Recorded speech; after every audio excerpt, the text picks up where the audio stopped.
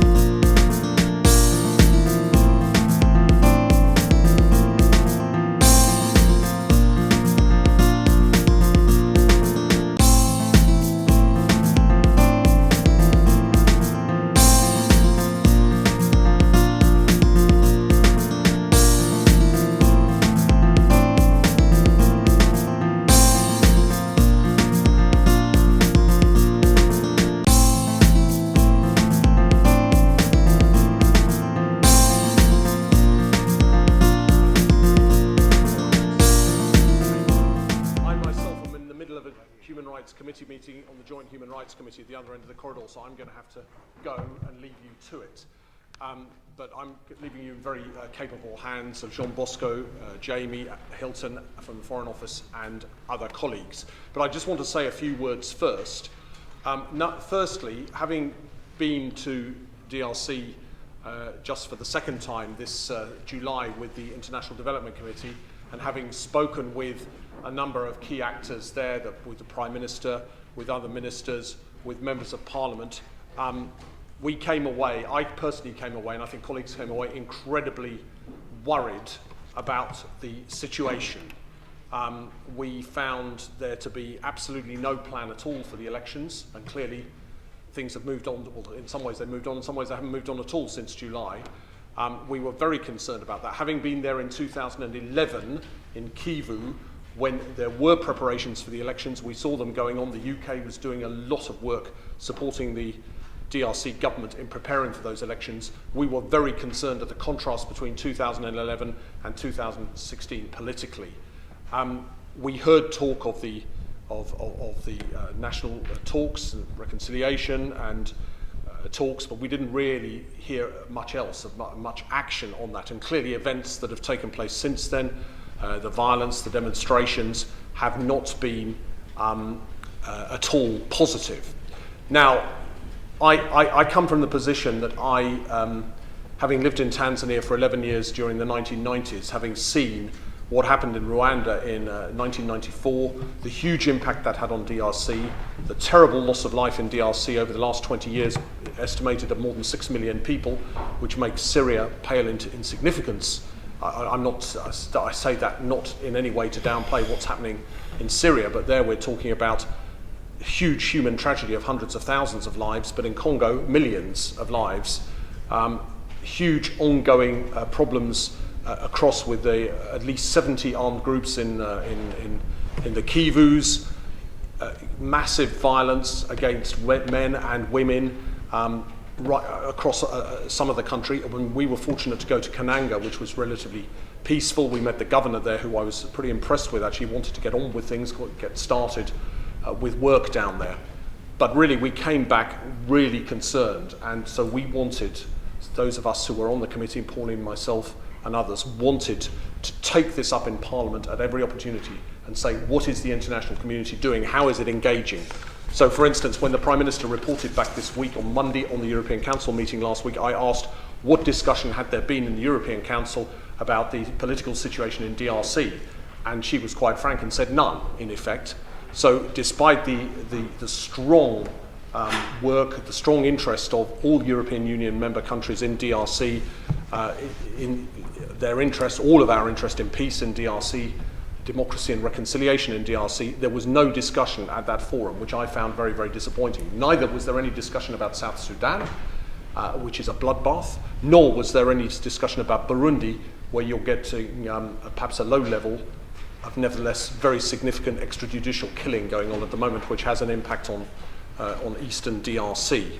So I am very concerned about, on the face of it, the lack of international engagement in DRC compared with other parts of the world. Now, I'm delighted we've got Jamie here, because Jamie's going to be able to tell you, Jamie and his colleague, Dane Delakia, who I've had a huge amount of interaction with over Burundi, and who I believe has done a great job in working on Burundi, despite it being an incredibly difficult situation.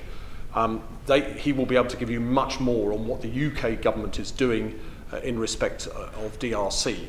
But please be assured that this is a matter which those of us who care deeply about the DRC and indeed other countries in the region, but who have seen the history of DRC and want the DRC to fulfill its huge potential, we are following this very closely in the House of Commons, and we will not let it go, and we're very glad that the Foreign and Commonwealth Office is doing the same. So with no further ado, I hand you over to maybe my good friend John Bosco, and to thank him for all he does to raise this matter. You can be sure he's a great advocate with parliamentarians of what is going on in DRC. We are all at one on this, that we want to see a peaceful and prosperous DRC, which has huge potential for the whole of Africa and indeed for the rest of the world. Thank you very much, Jean Bosco. And please, if you'll forgive me, I will step out, but I am going to make every effort to come back in and just listen to your discussions when my committee meeting is finished. Thank you. Thank you very much, Jeremy.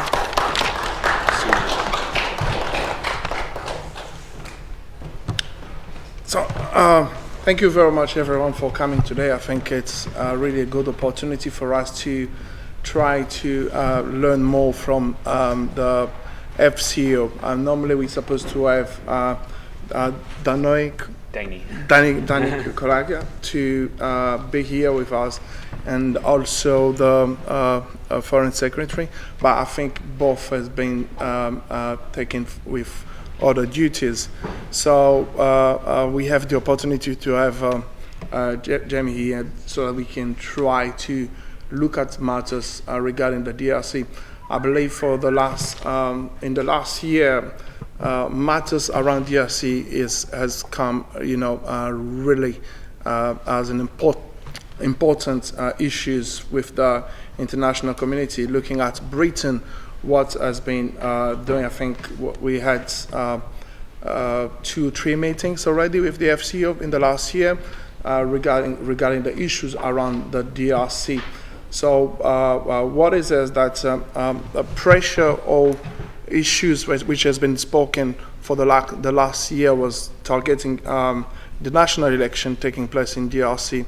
So we are whole in, and we're having all that idea that election have to take place, supposed to take place this year, and pressure has been quite really high since 2 years now, I believe. It's been it's been high, but the response from the pressure to the coming from the government has not been really positive to trying to have election this year. So we had the UDPS and also others party trying to push for national dialogues for the last 2 or 3 years. Then this year, national dialogues came, but the national dialogue formula was not as expected, as was pushed by the resolution 2277 from the United Nations. So the national dialogue took place without the majority of the opposition, which has resulted to an agreement which is not really welcome by the Congolese population. Not only the Congolese population, also the Congolese diaspora, which we all belong to. So France has been quite very vocal to trying to push for continuity of the dialogues, and we saw the French foreign secretary, trying to push for more dialogues and more engagement. But till now, we have not heard from the UK or seen UK trying to push for more. To be more vocal, as has been the American and also the French and also the Belgium. So there is something that we need to look at on that area.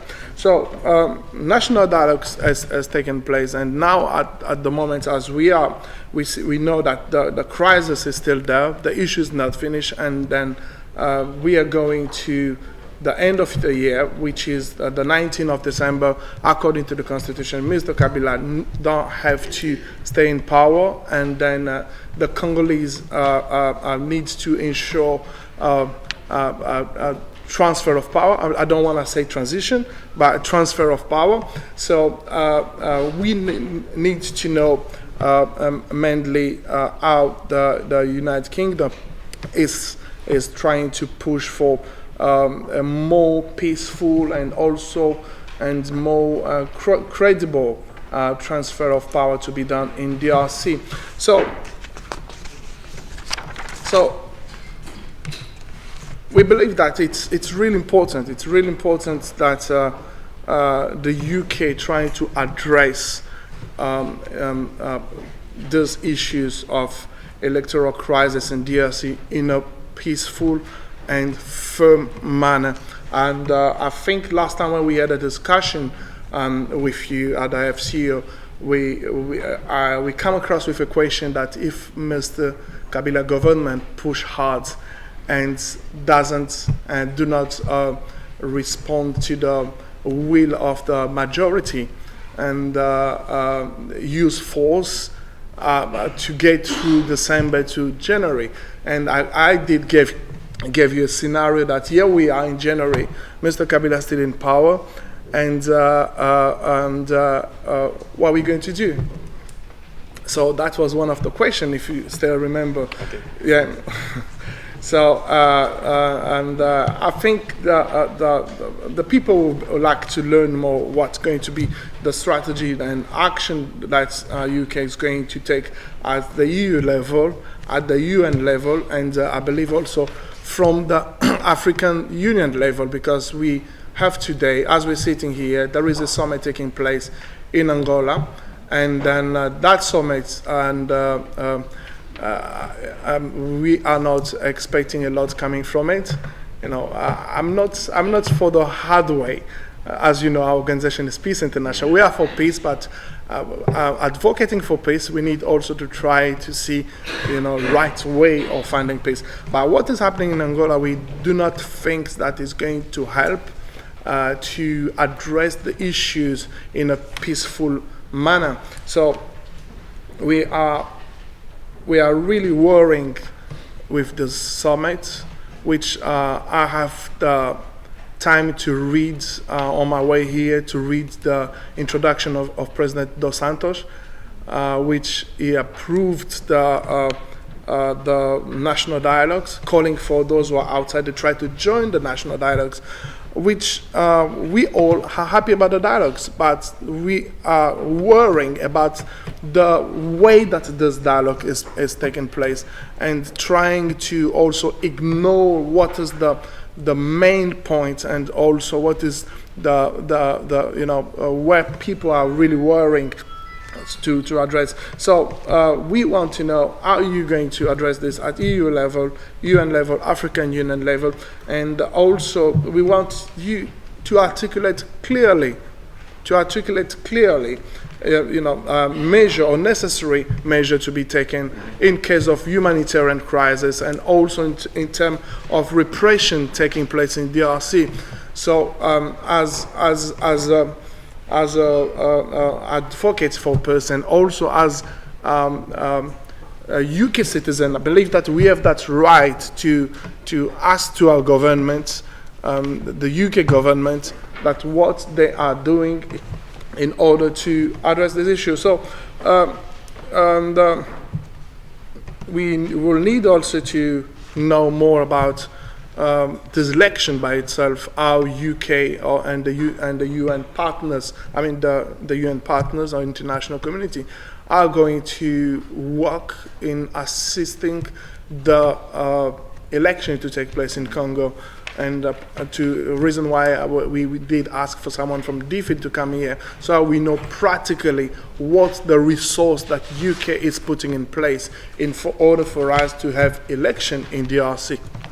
So it's not only about having election, but also trying to see what are the resource that the UK is trying to put in place, and what is the role of the diaspora to that, because many of us here are not going to be, some of them could become, trying to go for MPs, or you never know.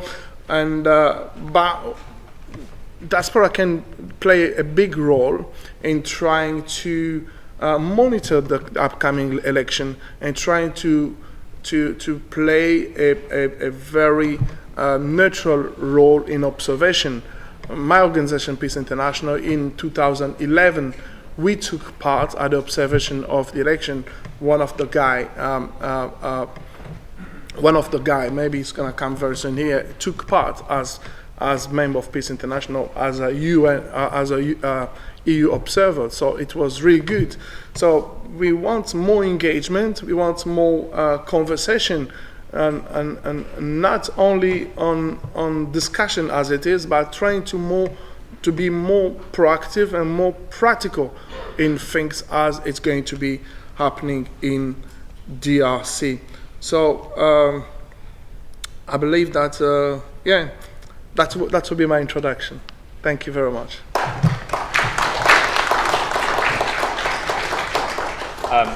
Well, thank you, Jean, and thank you also to Mr. Lefroy and Mrs. Latham, who obviously aren't here. But I'd like to just state publicly that it's great that this discussion has been organised. You're absolutely right. It is your right to hold us, the government, the ministries, to account publicly for what we do. So discussions like this are incredibly important, both for us to sort of communicate with you about what we're doing, but also for us to hear from you your opinions. You have connections to Congo, which to your families, to your friends back in Congo. So it's very important for us to hear your perspectives as well, and that's why I'm very glad to be attending today, to listen as well as to sort of to answer some of the questions that Jean's put forward. Before I go any further, I really do have to apologise on behalf of Dani, the Special Envoy. The reason that she is not here today is because she is in Luanda at the International Conference of the Great Lakes Summit. So it isn't at all because she's been pulled away by some internal business. It is of fundamental importance to DRC. That's what she's doing today, and that's why she can't be here. So I just want to reassure you that it isn't because she personally doesn't take it seriously. She couldn't take it more seriously, and she would be here today if it wasn't for that incredibly important event having taken her to Angola. The first thing I should say is that the UK government is incredibly concerned about the situation in DRC. It is a vitally important international issue, as Mr. Lefroy said. What happens in DRC matters a great deal to the region, to the world, to the UK specifically. The potential within the country, both positive and, as we've seen through history, the negative potential to spill over into regional instability is too great for it not to be a vitally important international issue, and that's why we care. I want to start by condemning completely the violence that we saw on the 19th and 20th of September. The UN report, and I'm sure that many of you have read the UN report that came out just a few days ago, which reported, among other things, the extrajudicial killings by Congolese security services. It makes for harrowing reading. It's unbelievable that this sort of thing could have taken place. And Just as worrying is the strong potential that we all know of for further violence if people come to the streets and the security services take similar actions as they did in September. Mr. Lefroy raised the European Council this week and said he asked the Prime Minister and she said no, DRC had not been discussed. Of course that's true. However, it was discussed at the beginning of last week at the Foreign Affairs Council. So all of the foreign ministers of the European Union discussed DRC. So it is very, very high up the European agenda. We were very, very happy to see the conclusions that came out of that meeting, which many of you may well have seen, where the EU stated very clearly that those responsible for gross human rights violations and those that are obstructing the legitimate democratic aspirations of the Congolese people, as is the kind of diplomatic language, they're going to face individual consequences for their actions. And I just want to touch on that individual consequences a little bit, because that does mean sanctions. That means sanctions not against the country of DRC, because that would be to punish entirely the wrong people, but those people that are individually responsible for human rights violations and obstructing the democracy in DRC.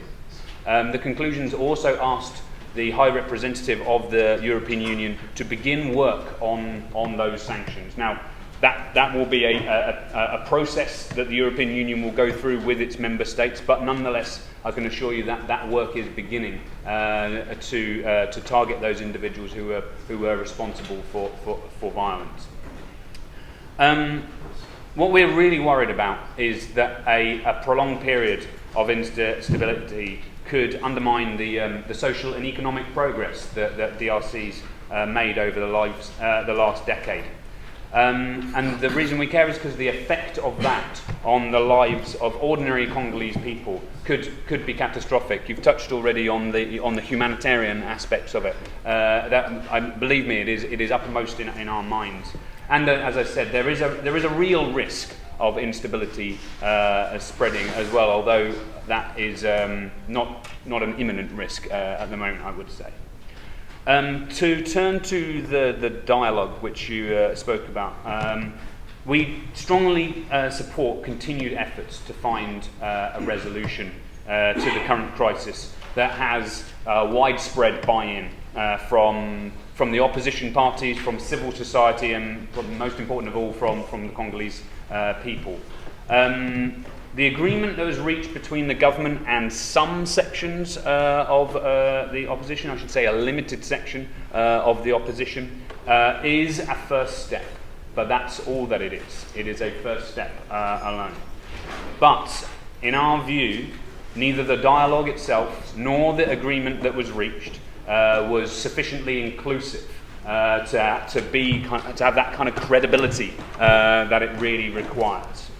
And nor did it adequately address some of the key concerns that the majority of the opposition have highlighted, especially timing of the elections and the guarantees that those leading the transitionary government will not seek to stand for office once the transitionary period has concluded.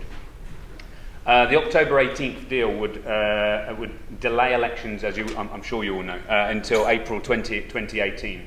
And our view is that the technical experts have been quite clear that it can be done in a shorter time frame than that. And it provides sort of no guarantees, or certainly not sufficient guarantees, that those leading the transitionary government, namely President Kabila in particular, will step down at the end of any transitionary period. I want to be clear that the UK does not wish to dictate terms, and nor does any of the international community, about how the DRC should find its way through this. It is for the opposition parties, for civil society, for the Congolese people to set those terms. Our concern is that the terms which are now public and have been announced don't meet that aspiration. I hope that's clear. So, and as you're probably aware, I'm sure you are, there are plans for further protests, maybe a further general strike, maybe, as we saw on the 19th of October, maybe further protests on the streets. Those plans demonstrate very clearly to us that the deal that has been announced does not have that popular buy-in that we would like to see. I should also be clear that we've consistently encouraged the opposition to participate in an inclusive process and refrain from encouraging violence. We will continue to do that. We will continue to talk to members of the opposition and make clear that we want to see an ongoing process. However, as it currently stands, there is no process that is ongoing, and that makes that argument more difficult for us to make, and we acknowledge that fact. Finally, I want to reassure everyone that the UK government remains committed to our relationship with the DRC. Irrespective of the political context, we will still continue to view DRC as our friend. For example, we will continue to provide humanitarian and development support. We will continue to provide support to stability in the East through our contribution to MONUSCO. That commitment will remain strong. Our relationship with the government may change, but our commitment to the country and to its people will remain as strong as ever. Thank you.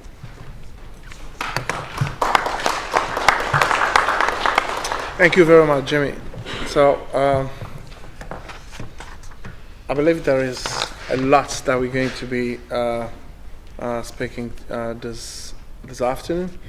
And among the guests we're supposed to have today, we're supposed to have Mr. Felix Tshisekedi, who couldn't make it, and is going to be represented by the federal president, Mr. Teongombo, and we'll give him the platform so that he can speak to us for a few minutes, and then we can move to the debate. Thank you very much, sir. Thank you very much. I would like to present officially an apology from Mr. Felix Tshisekedi, who should have been here addressing the round the table, but due to different engagement, especially what is going on in Rwanda, so he asked me to apologize to everyone, and if occasion is given in the future, he will come himself and talk about the DRC crisis. I will talk on behalf of UDPS and the Rassemblement. The situation in the DRC is not strange to anyone who is in this room, but there is different views on that. Congolese people have got another view, especially the one who doesn't want to see Kabila beyond 20 December 2016. So the Rassemblement is leading those Congolese. That's why we do reject all the agreement which came out on the 18th. It doesn't concern the more than 70% of Congolese we do represent. That's why we are calling on the British government to side with the Congolese people, the majority of Congolese people, to reject those agreements from the monologue which just closed. We know that Mr. Kabila is trying to play with time. That's why we are asking the British government not to let him to do it. We will remind you that is not the first time. In January 2015, Mr. Kabila tried to change the constitution, but the Congolese people prevented him to do so. Now, he has bought his time. They have given him up to 2018, 18 months after the deadline from the Constitution. If the international community accepts Mr. Kabila to go on that one, it's the first step on changing the Constitution by referendum. We, as Rassemblement, we are ringing the alarm bell. The alarm bell we are ringing is to let the international community know that we can't allow Mr. Kabila to do what he's doing with the DRC. He doesn't want to go. He doesn't want to leave the power. He wants to remain and play with the time. Again, the first step, and then the next one will be the referendum. So he can stay and seek a third, fourth, fifth, sixth term in the office. As the Congolese people in this room will agree with me, we will not stand aside and leave Mr. Kabila play with the future of 80 million of people. We will stand up against Mr. Kabila. Now, as we are here, most of us are British of Congolese origin, British taxpayers. On behalf of everyone here and those back home, we are asking Her Majesty the government to side with the Congolese people. Come the 19th of December 2016, Mr. Kabila has to go.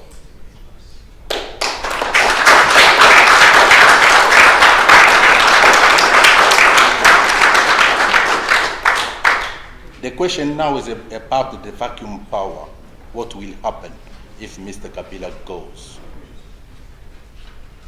We want to put in place a framework, a structure. Why? Because Mr. Kabila has put the country in a special position. The Constitution didn't talk about non-organization of the election. There is a void in the Constitution. To fill that, we need Congolese people to sit down just in two groups, Kabila side and the opposition, led by the Rassemblement.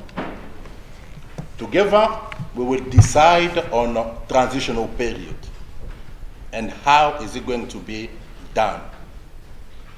And then we will agree on people who will lead that period.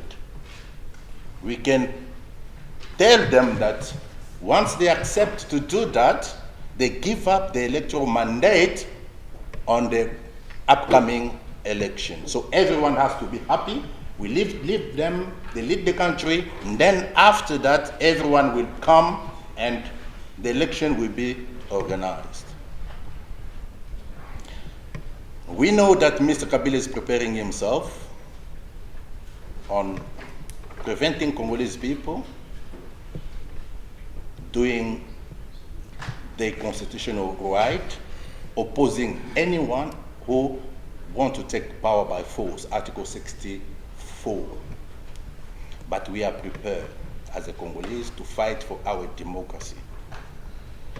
We will be outside of the street. It has killed already, 2015, you know about 421 bodies. That is what has been found, but we don't know how many was killed in 2015. September this year, he killed, and is prepared to kill again. We are prepared to defend our democracy. As an old democracy, will British government sit and allow Mr. Kabila to kill his own people? We don't know in which side are you going to be. But we think that you will side with the majority of Congolese people for the interests of the democracy in the world. So we are very happy for you, as leader of democracy in the world, to tell Mr. Kabila to step aside. There's still time, 2 months to go. He has to come clear and say that he will not seek a third term and he will go. We don't want to let him go after the constitutional period. If that is allowed, then we will say that, okay, you come in the Congo and count the number of body Mr. Kabila will kill, because we will be on the street.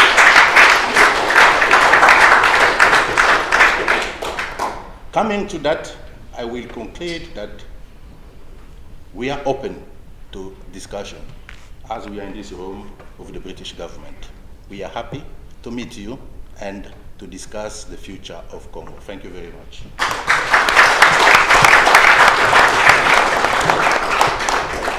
Thank you, Mr. Theo, for your allocation. So you can hear that there is pain. There is pain, and let me not say that there is hunger, but there is a lot of passion in what the Congolese people is feeling at this moment. Just look at the energy in this room. Then you try to canalize it, and then you can have the effects of what could happen after the 19th of December. So matter talking here, it's really serious and it's really important. I believe that we are at a point where the Congolese politicians, religious leaders. I am also a religious leader. For those who do not know, I do pastoral church for the last 20 years. So, and businessmen and also other civil society, we are in a point of, let me not say no return, but of limited concession. So I think it's really important at this stage to try to canalize that energy in your debates, not only here in UK, but also at international level, trying to make people aware of the needs and the reality of the Congolese people expressed through the British society. And yeah, thank you very much. And also, among our guests, we're supposed to have Mr. Tshisekedi, represented by Mr. Theo. We're supposed to have also Mr. Katumbi, and one of the representatives is here. I think they've got the president here in the room, and also one of the person in charge of communication is here, who can say to the people any apology or anything. Okay, hello everyone. I think we have our UK leaders, our Congo party leaders there, who just seated in the bench there. But He can stand up. Stand up, there he is, yeah. So allow me just to pass this message to all of us gathered here, that Mr. Katumbi was supposed to be with us today, but he hasn't managed to make it because they are having quite a chain of meetings in Brussels today, as we've been informed. So we are definitely here to represent him, and the message he had given us to deliver to this assembly is that in every nation there is no greater army if it's not its people. And he said, he informed the British authorities that on the 19th of December, if Mr. Kabila does not leave power, our people will defend its democracy and its nationhood. That was the message. Thank you.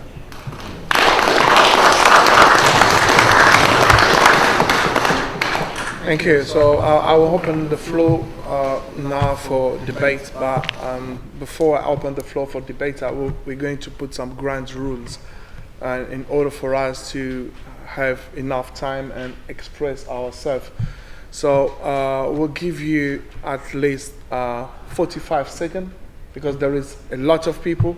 So in 45 seconds, try to canalize all your energy in 45 seconds. So we're going to make sure that we have, please don't be interruptive. Please, I know that we have passion and we have hunger, but let us try to express ourselves and express our idea so that we can have a very fruitful conversation. So may I open the floor now for questions? Anyone wanted to start? Thank you very much.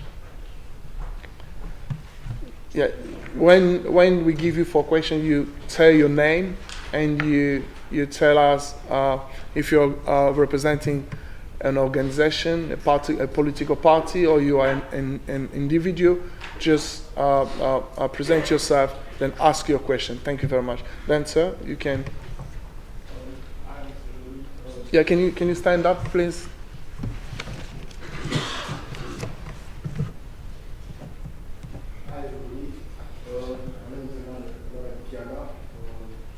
I'm a member of the Congolese community in the UK. Actually, I'm a bit surprised the language you have used and your colleague before you when you said that you are using political language, diplomatic language. I definitely believe that Mr. Kabila doesn't understand any diplomatic language. As a matter of time today, Congolese people have definitely suffered a lot. We have seen the United States of America, namely treating people by name when you guys are talking about individual sanction and things like that. We have seen the USA sitting Kanyama, whatever. They don't use those diplomatic language because a lot of those people don't understand those kind of language. You have used words like you are incredibly concerned, and yet you attempt to understand that you are prepared to allow Mr. Kabila to go above what the Constitution says.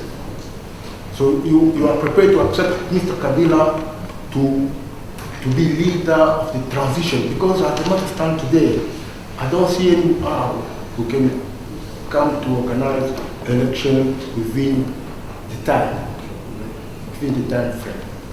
And I want to ask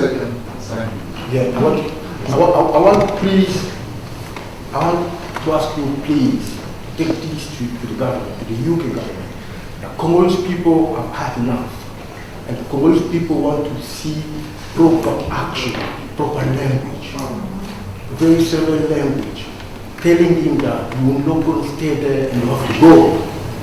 Mr. Kabila has been leader of two different. We need to interrupt you, sir. You're going to be on your time. Thank you very much. Thank you.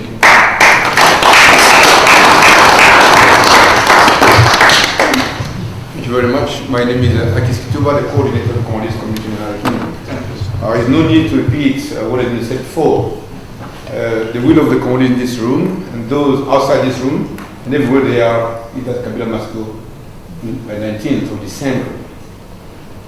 My question is this one. How the UK government that we support, that we are the taxpayers here, how will the UK try to enforce the view that the election should be organized next year but not in 2018? This is our view. We really want it next year but not 2018. Giving 18 months to Kabila again to kill our brother and sister in Congo, that's something we don't support, and most of us will die on the 19th of September in our country. We'd like you, please, we will work with the government for the election to take place next year and not 2018. Thank you very much.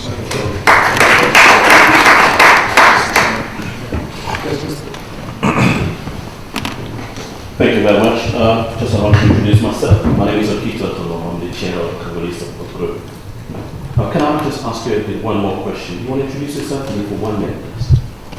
What's your role? Oh, so sorry. Yeah, of course. My name is James.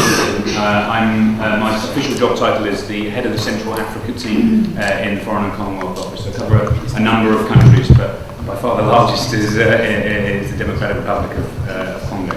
I work directly with the Special Envoy. It's me and my colleague Babette. We support her directly. Yeah, that's why she asked me to attend today. I apologise everyone for not introducing myself properly right at the start.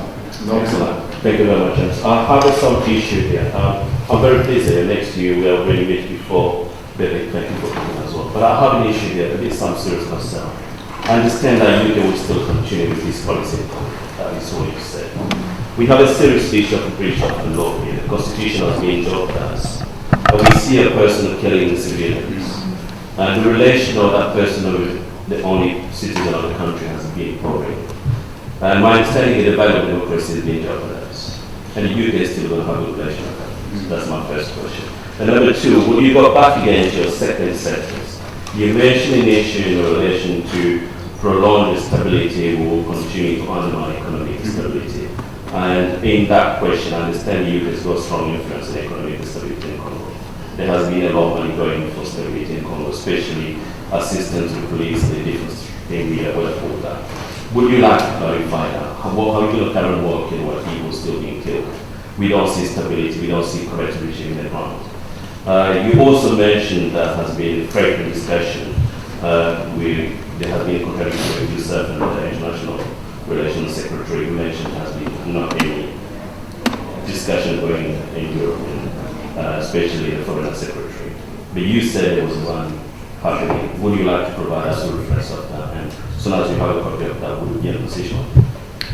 Certainly. Yeah. Thank you very much. Thank you very much. So, thank you for those questions, excellent questions, all three. I'll deal with them in order that they were asked, if I may. So the diplomatic language point, it is an excellent point. That I used the diplomatic language, actually was referring to the EU's language within itself. But the point, your basic point was exactly right. The language is one thing, but action means more, a great deal more. Jean, you said that why hasn't the UK made statements like the US or France or Belgium? I assure you that behind the scenes, and I mean directly to the government, we have been speaking in undiplomatic language and being very clear about the need for President Kabila to respect the Constitution, to stand down at the end of his third term. We will continue to say that to them. Action, as you say, is more important even than giving these direct messages. That is why the UK, we were at the forefront of arguing within the European Union that we should be threatening sanctions and, if necessary, imposing sanctions upon particularly those that are violating people's human rights, responsible for the deaths that they referred to in his speech. It's taken us a long time. We have finally won that argument, but I can assure you that the UK was the #1 country within the European Union in making that argument. That actions speak louder than words. That the government of the Congo will not respond to people saying, please hold elections on time, unless they're being forced to, unless their feet are being held to the fire by the threat of some kind of personal consequence. That is why when I referred to the diplomatic language about the democratic aspirations of the Congolese people, that we pushed very hard to make sure that those words were included, so that it was clear that as the electoral process is being obstructed, people will face consequences for that as well, and not just those that order the soldiers or the policemen to shoot. It's people who get in the way of the politics, as well as the people who are responsible for the worst of the violence. So I completely agree with you, sir. I think you're absolutely right. The second question, how are we enforcing the elections next year? Now, that is a spectacularly good question, and it's a very, very difficult one to answer. Of course, we have, within any situation, interfering in the internal affairs of other countries. A number of countries really don't like that. So I would give it as an example. Within the UN Security Council, it is there is no way realistically that we would get sanctions at the UN for the political situation in Congo, because some countries, as a matter of principle, do not like that kind of interference in the internal affairs of other countries. That is why we went down the EU route for the sanctions, because in the EU we believe that when we see the kind of events that are happening in the Congo, we absolutely should stand up to it.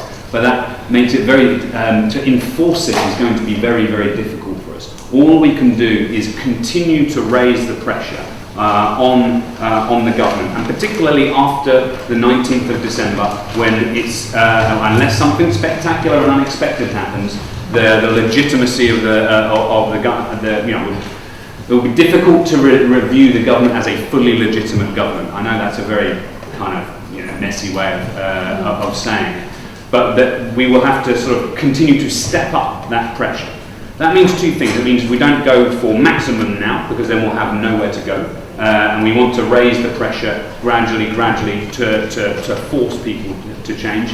As we've seen in Burundi, too much pressure can make a government just dig in, and then we can't talk to them, we can't really influence them in the way that we want, and that's bad for Burundi in this case, and would be very bad for DRC if that were to happen in that case.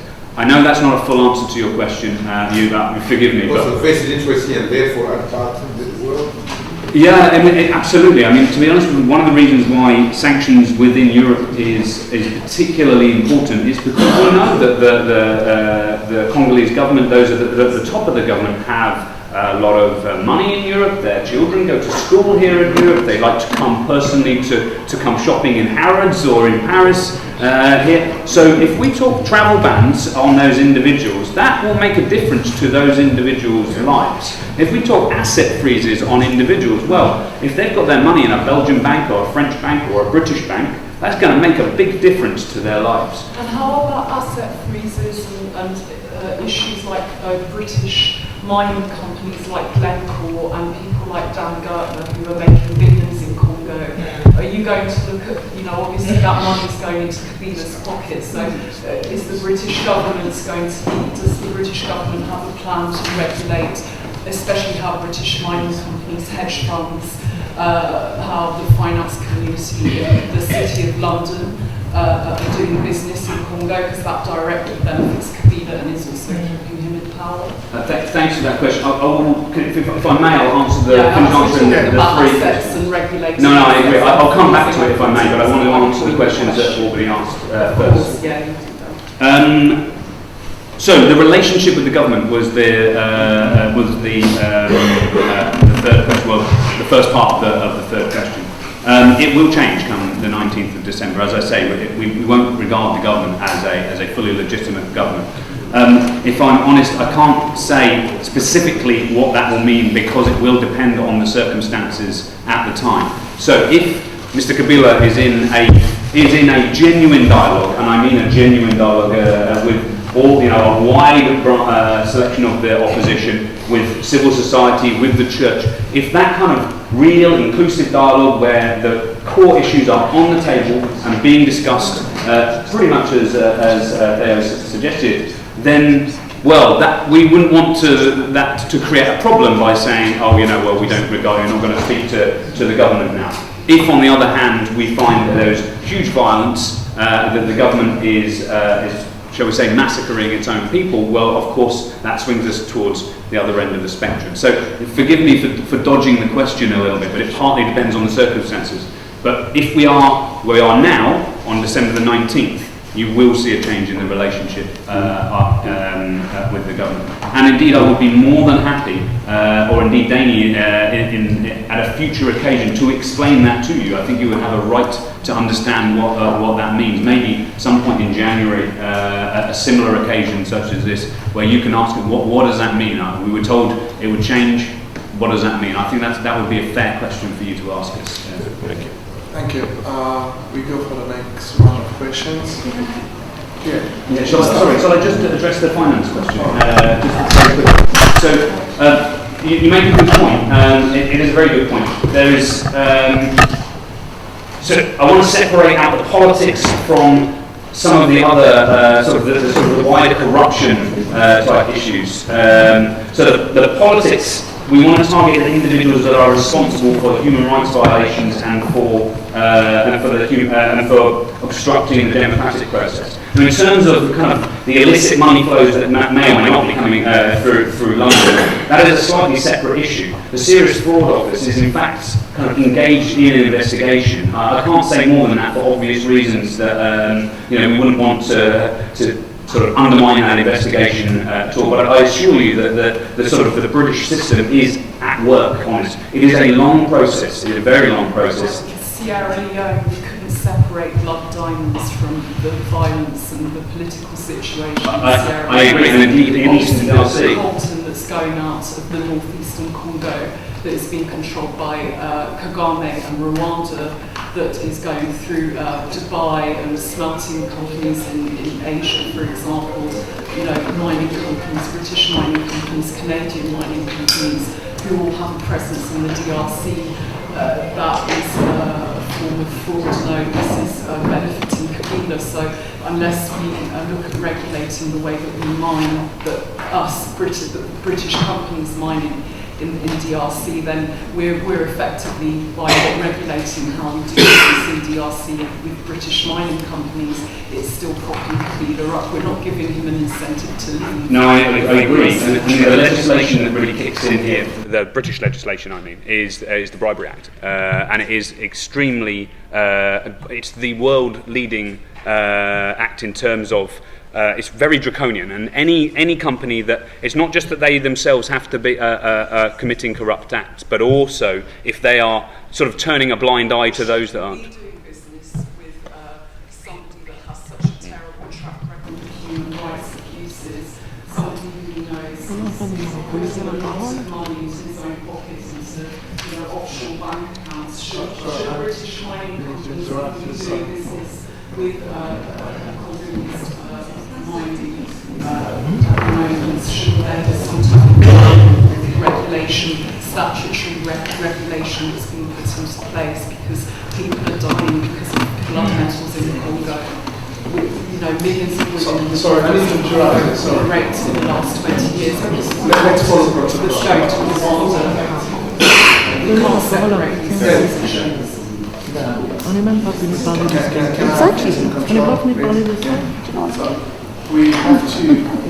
It's completely different issue. It is a really big issue, looking at corruption and also illicit mining in Congo.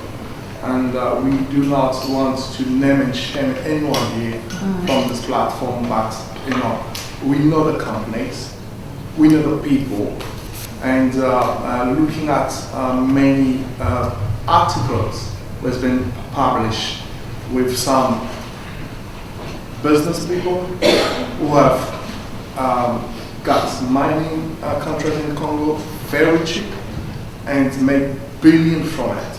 So as the British and also from Congolese origin, we will need also to have our machinery in place, which is the law, the British law, which can help us to hold those people in account.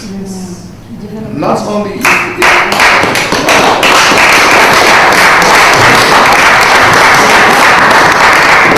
if we cannot, if the Congolese population cannot do it, but we can do it because we've been privileged here in UK. I think just to come on that specifically, it's in the public domain that the Serious Fraud Office is looking at ENRC, which, as we all know, is deeply implicated in these corrupt mining deals. And we've also, everybody in this room knows the name of Dan Gertler. And although we are unable to give more details, please be assured that the Serious Fraud Office is looking into this. It's looking in immense detail, and we are, fully on the same page with them and supporting them in every way. I mean, we have so many Yeah, I have the lady there and how much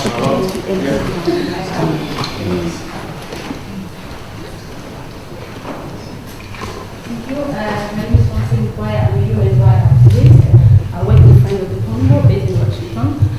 question is about dialogue. My question is going to you, the press, and the international community, basically.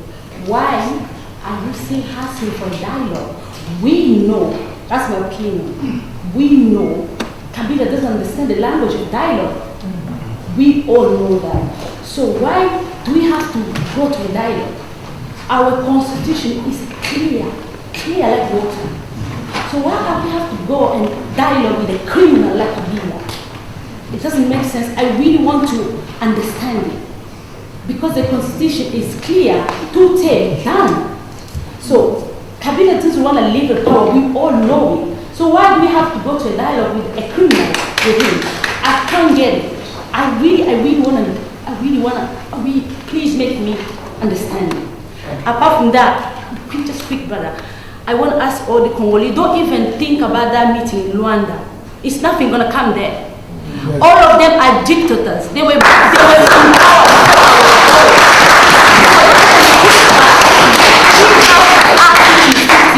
We can put it in practice. 19 December, midnight, Kabila has to go. Please answer the question, please. Thank you.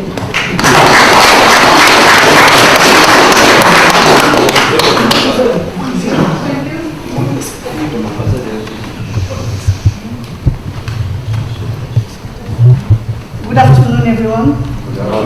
Thank you very much for letting me. I just want to make a point. My name is Maman Charlotte. I'm a fan of Mount Congo.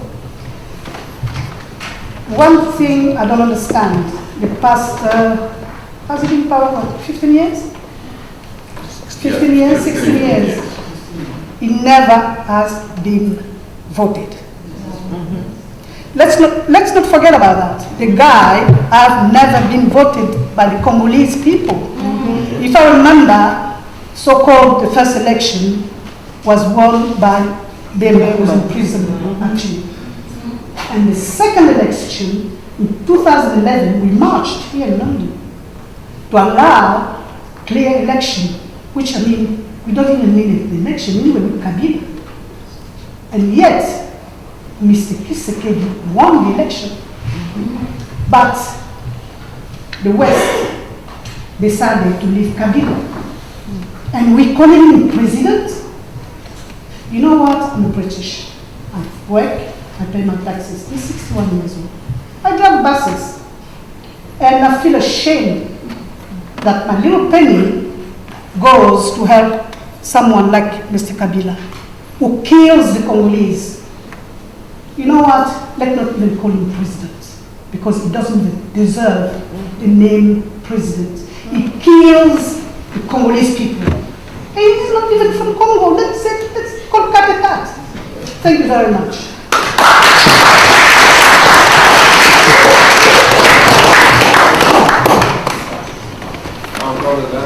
Thank you. Yeah, little behind that. It's been.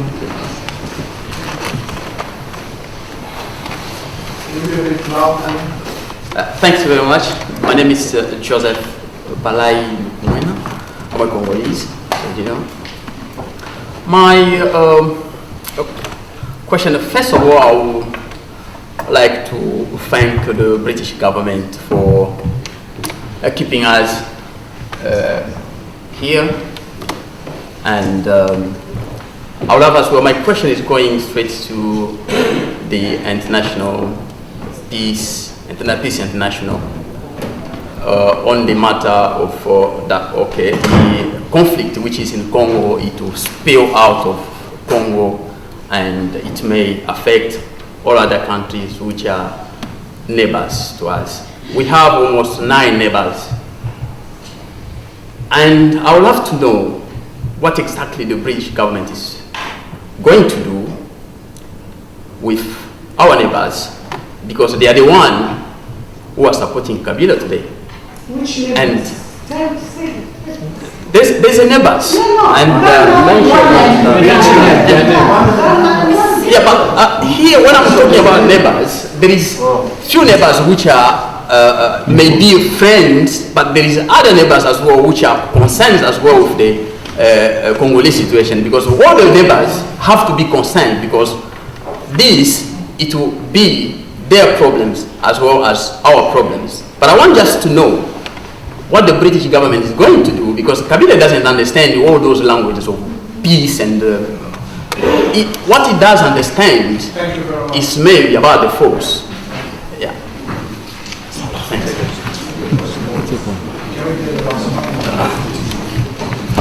Thanks. My name is Laurent Bango Bingitoko. I'm General Secretary for RCK World, and also a member also of Congolese community. I want to ask Mr. Dan, have you done your survey? How many Congolese since Joseph is in power to now? How many people killed in Congo? I'm raped. I'm raped. We have been raped. From your survey, you can conclude this is not the person who can lead the Congo after 19 December. You want again more Congolese to die, yes or no? No.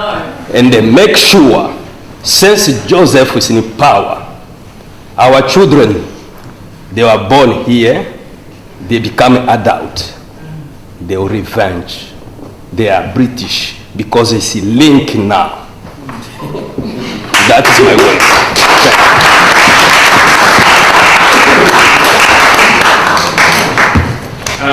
So I'm going to take those sort of 4 points or questions in order again. So why are we still asking for dialogue?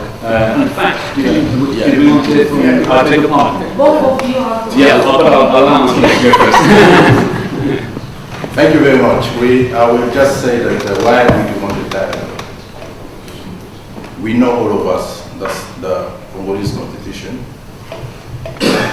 didn't cover the situation where the government refused to organize the election. What would we do? Because the constitution is clear. There is nothing in the constitution. Kabila has put the country in a special situation. We have to look at the situation especially. That means we stop with the constitution, and then we go after the constitution. What will happen is the Congolese people to sit down and decide on what we want after Mr. Kabila left the power, because he didn't organize the election by purpose. So there is not another forum where we can find a way of avoiding the vacuum of power at that time. No. That's why we are advocating an inclusive dialogue. Saying that, I have to say something that we as a Congolese, we know, as we say, people who are in that country, Rwanda, are there for themselves, not for the people. All the Central African presidents have changed their constitution. Are they going to change something with, or to say Kabila not to do it? No. They will back Kabila to go with it. And then, Mr. Kabila, for the people who think that he will respect the agreement of 18th of October, a guy signed a constitution, voted by referendum. He didn't even in a minute respect that constitution. It was changed many times. So what credit can we give in that piece of paper which came out of that place? Nothing. That's why we are still advocating a inclusive dialogue in 10 days with 2 camps, Kabila camp and the Rassemblement, so we can find a way how to lead the country after 19th of December 2016. Thank you.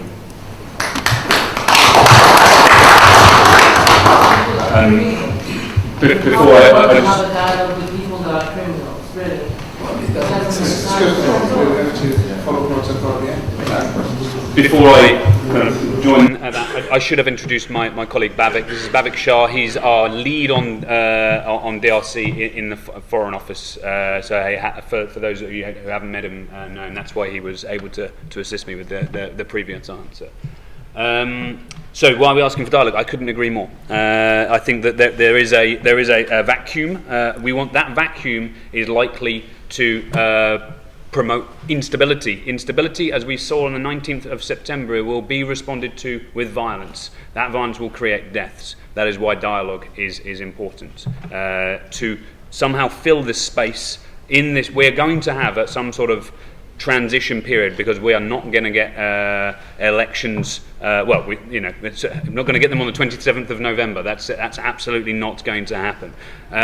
So we need something to fill that space, and that is why dialogue is important. It needs to be fully inclusive. It needs to have the support of not just opposition parties, but civil society, the church, and the people as well. But that is why dialogue is necessary. I completely agree with you there. I didn't hear a question, but I am going to take the opportunity because it sparked a thought, and that was because I didn't quite answer one of the earlier questions, which was because you said about propping up the Kabila government. The UK pays no money directly to the government of the Congo. So when we talk about economic support, none of the aid that we put in, whether it's development aid or humanitarian aid, none of it goes through the Congolese government. We stopped, I can't remember when it was, the police program. 2015. Yeah, so we stopped. Due to Operation Likofi, we terminated the police program. As a result of the deaths caused by the Congolese people, we stopped putting money into that. That program is in fact aimed at making them behave better, but we could not work with them because of the conduct. So I would dispute the premise that we prop up the Kabila government. We want to support the Congolese people and not a government that treats its people in the way that it has. And if I can just add to that, when I was in Kananga 2-3 months ago, we saw a programme where supported entirely almost by the UK government, which was bringing water to people for the first time, building health clinics in areas where they were either dilapidated or non-existent. We checked out the malaria nets, we checked out the malaria medicines, which were all there. Even though it was in a place which, as you know, is pretty remote. We saw the incidence of malaria had plummeted, the incidence of diarrhea had plummeted in the last 2 or 3 years in communities which are incredibly poor. So that is where a large chunk of the UK aid is going, directly operated through either directly by the UK or by a religious, I think it's an International Health Alliance, which is an alliance of churches. It's about the biggest church programme I've ever seen operated through DFID, £180 million over 5 years, right in several regions, and by United Nations. So it's all operated by people who are at a big distance from the government. But they were the response of the people who were beneficiaries of these programmes was incredibly positive because they literally had clean water for the first time. They had a proper functioning health centre for the first time. They had toilets, girls and boys, separate toilets in the schools for the first time. And the last thing we'd want to do is to stop that direct support to the people Exactly. who really need it, and there's notwithstanding the important political points that you made, but in terms of the support, it must keep going to where it's needed. The third question was, what about the neighbours? It's a very good question, and indeed we do actually see, I know there's going to be a lot of scepticism when I say this, I realise, but we do see a role for DRC's neighbours. We believe that if the risk of instability gets too high, then those neighbours who, you were right when you say they don't have the best democratic credentials themselves, but we believe that if the risk gets too high, then they will hopefully continue telling Kabila that he must go. They have said it to him, some have said it to him. We want them to say it again and more forcefully, and I hope that they will be saying it this week, although I recognise the scepticism in the room about the ICGLR conference this week. Yeah, because if you pressure the neighbors, then Kabila will understand. If you don't pressure the neighbors, then Kabila can't understand. Yeah, if he's talking, Kabila doesn't understand that. That's absolutely right, and indeed, so I mean, we don't want to put pressure on in the kind of same way that we're trying to put pressure on Kabila. It's more of a dialogue between us and the neighbours in this respect. But you're absolutely right that we are saying this to them, that we're saying to the likes of Angola or to Zambia, you must see that this is really important for the region, and therefore you have the power and the opportunity to do something. Please do it.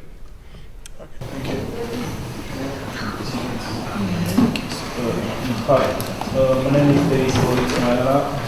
I'm youth Congolese leader.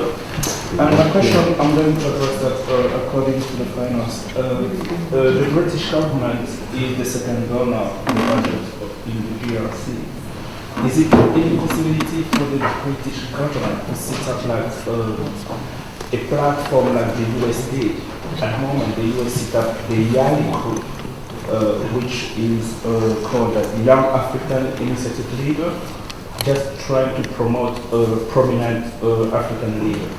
And DRC at the moment is in the trouble, and then they need young people like myself or other young Congolese who can bring those knowledge study here in Great Britain. Thank you.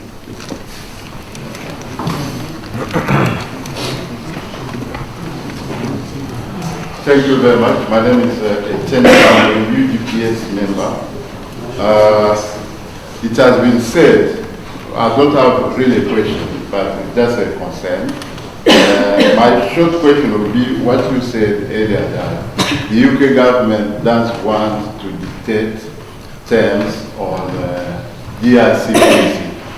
But if we look back in our history, we see that what is going in Congo now, it has been terms coming from UK and the international community.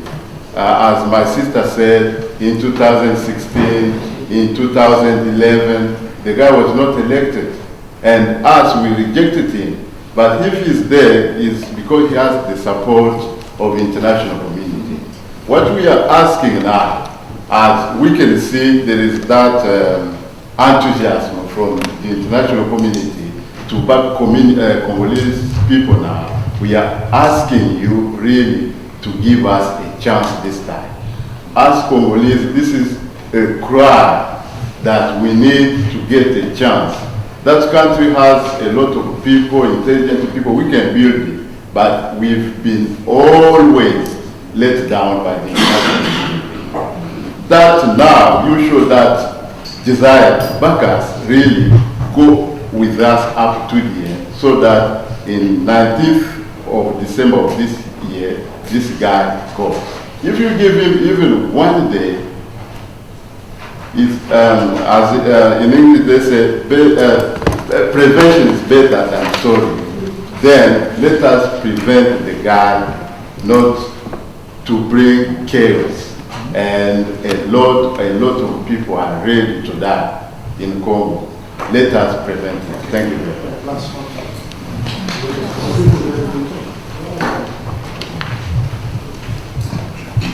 Hi, my name is Chibangu, leader of EPA.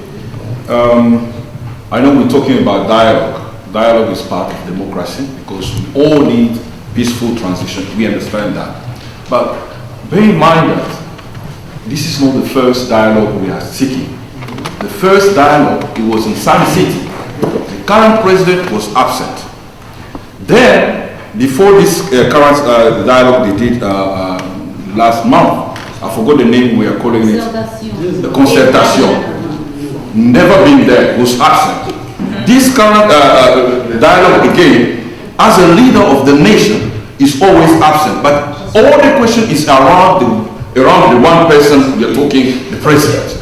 How on earth we will continue to seek for dialogue for somebody who doesn't want even to sit down and talk. So to me, we need to address it this time. If we're going for a dialogue, Kabila himself must be present. That's the condition. Then, we the diaspora, we are an economical force to the government at the moment because we contribute more than what the government, the budget of the government.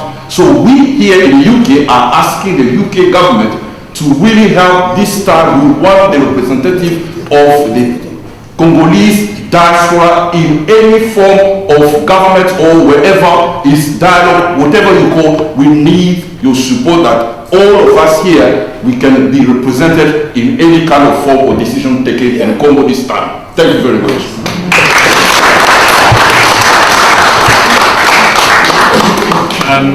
Thank you for those questions again. So, can the UK set up a program much as the US with young African leaders? I mean, I can't say we'd definitely do that now, but what I'll do, I will promise to take that and discuss with both my colleagues in Kinshasa and my colleagues at DFID here to explore that possibility. Yeah, reason why we invited DFID to be here. Yeah, and I think it's an excellent suggestion. DFID are here. There he is.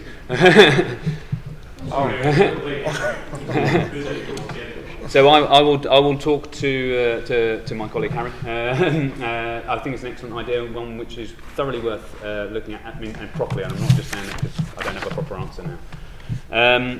So the second question about the terms and will the international community stand up? I think it's a very good question indeed. Now.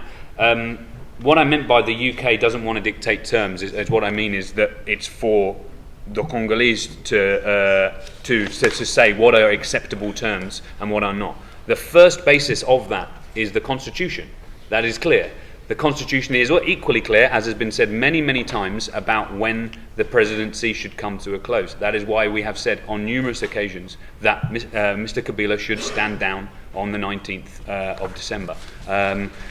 That's kind of what I mean. Do you see what I mean with that? But after that, then getting into the points about dialogue, we wouldn't want to say these people should be included or not included because that is for you, the Congolese, to decide who represents the people the best within that. That is going to be partly political parties, but it's not only political parties. It will be the Catholic Church, I think, has a hugely important voice in this discussion. There are many civil society organisations who are being squeezed very, very heavily by the government right now. They also need to be included in that dialogue as well. I don't want to make it too big because we've all seen these dialogues that grow and grow and grow, and everyone's on per diems and enjoying that the dialogue lasts forever. And women. I beg your pardon, and women. And I completely agree. Prevention is better than cure. That is exactly why we were arguing within the European Union that we needed to threaten sanctions on these individuals, as I mentioned before, a lot earlier than we have done. We've got there now, but preventing getting to the 19th of September would have been better than seeing it happen and saying, well, now we need to do something about it. That is strongly the British government's point of view, and we continue to make it, and we will continue to make it in the run-up to the 19th of December, which we are all in this room very, very worried about. But I do the third question.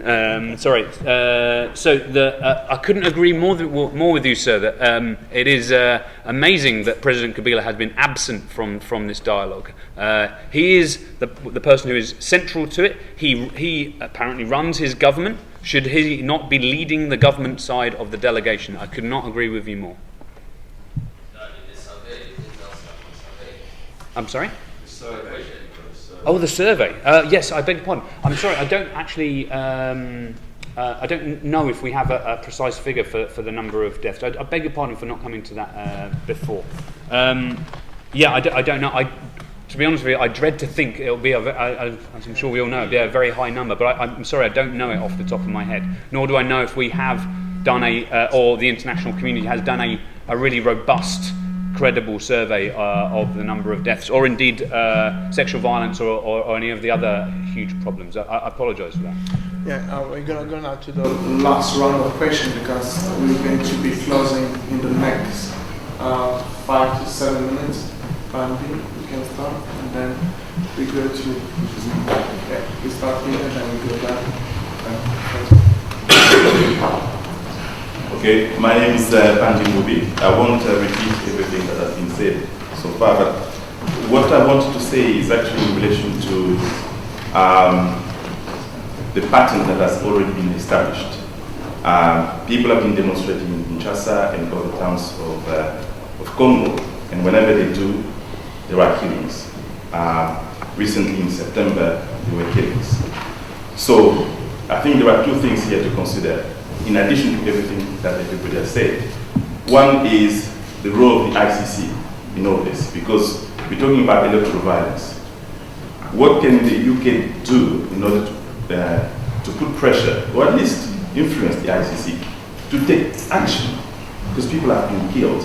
And yes, I know that the ICC has sent a team in Kinshasa to kind of maybe start some investigation, but we haven't actually had the same kind of vocal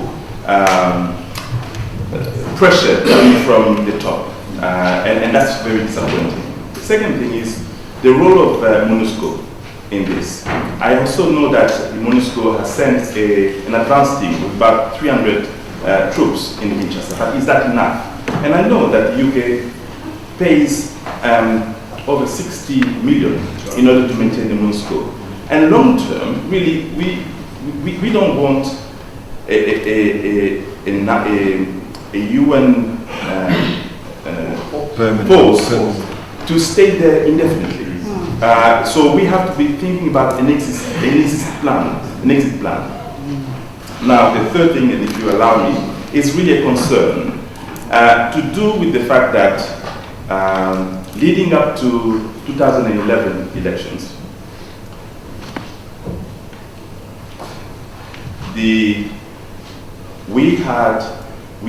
Congo lost over 1.3 billion in terms of shady dealings. And there is an interesting report which I would recommend that you take into account, is by Global Witness, which actually documents how those shady dealings took place. And what is important in that, really to remember, is the fact that all those dealings that were done, but now that the country is becoming more unstable and even more opaque, what kind of dealings are being struck as we speak? Now, the last thing is really that I know that the British government has already been doing a lot in terms of bringing about transparency. But is there anything that, in addition to that, the government can do as a preventative measure? So that's what I want to say. Hi, my name is Nano Polito. I'm representing Africa 54.TV.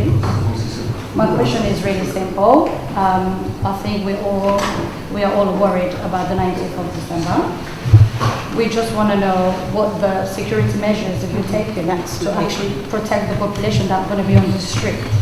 Because we know that the population, there is no going back. People have decided they're going to be out. And a lot of people there are more people that are suffering the most than always the victims. So we know for the fact that Kabila is not going. He's staying. So what is the British government is going to do about it? Thank you.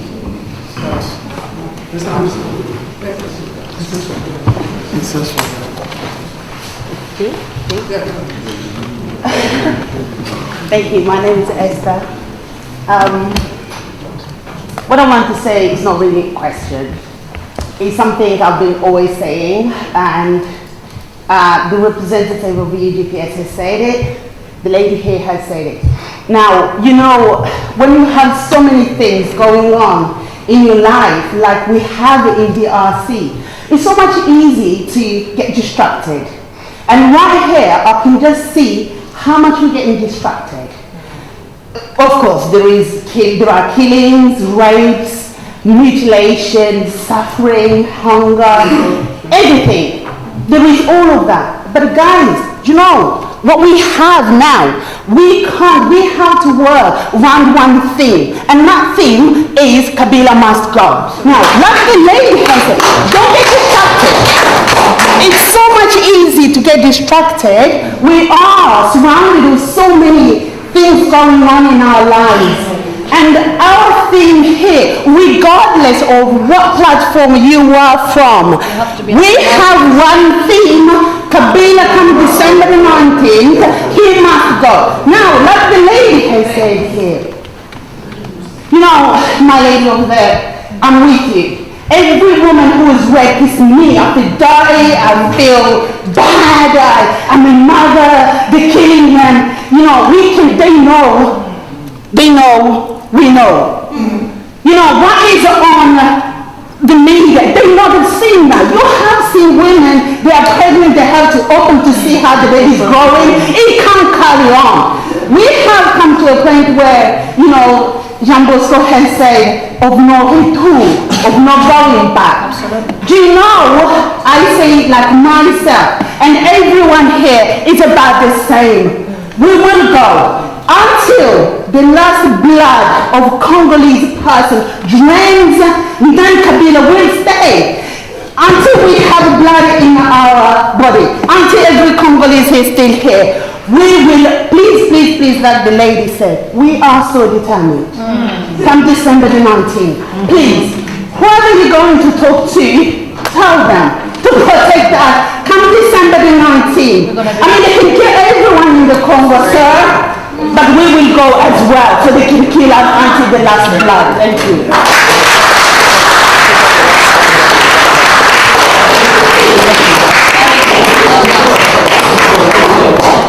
That's the last question.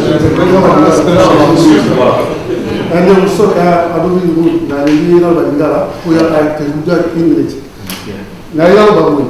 You want to speak in our local language. You want the British people to do the same you've done to other countries. All the dictators who have been killing their own people, English have sent the people to go and remove them. Gaddafi is one of the examples. Afghanistan. This time, the Congolese also are asking that you should be behind them for them to go and remove Gaddafi. If you don't have anything to, they can give us the logistics to go and do the work. Comme on a dit, Merveille Kassabou, secrétaire général, il y a armée des ministères populaires général général. He's a former soldier, as he just presented himself. Thank you very much. So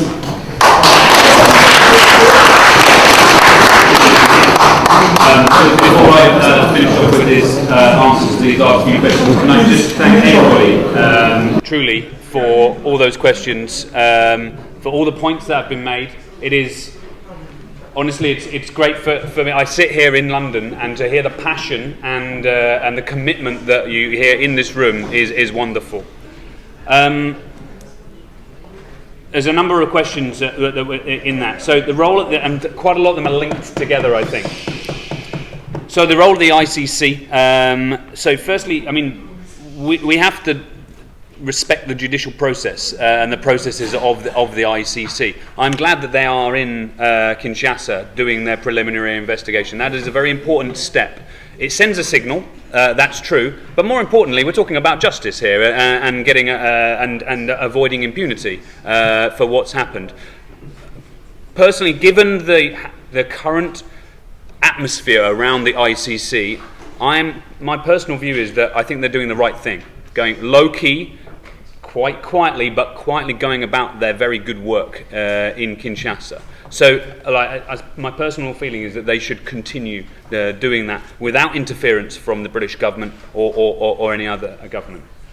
The role of MONUSCO is vital in my view. It is very clear in the mandate that protection of civilians is the #1 priority.